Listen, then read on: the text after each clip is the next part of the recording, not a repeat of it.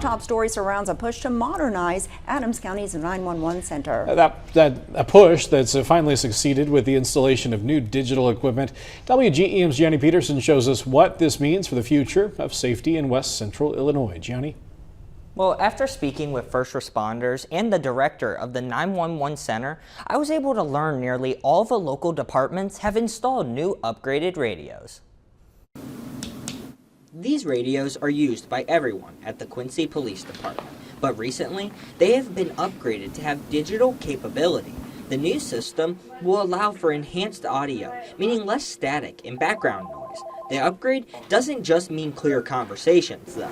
The system does more than that. The computer that you're seeing here, this is our radio system computer that we use. It's a computer-based system for us. We have the ability to communicate with our responders through this radio console. We can simply, click on the frequency and talk to them. 124.3. Douglas says they are also able to GPS track the first responders with the new radio system. Patrol Sergeant Nathan Elbis says the new system will come in handy when officers need other resources. The major benefit is to have a radio that functions properly.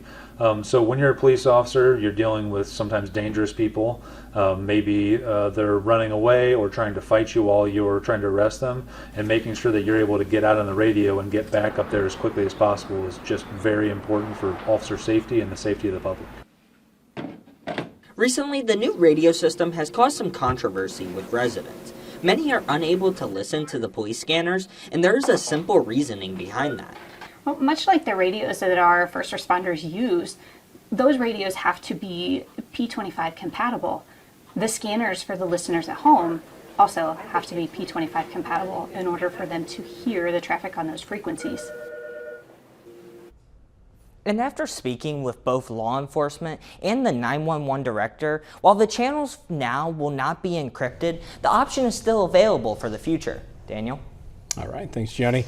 And the 911 director, Jessica Douglas, also says that the purchase for the system was all made possible with a 911 surcharge fee.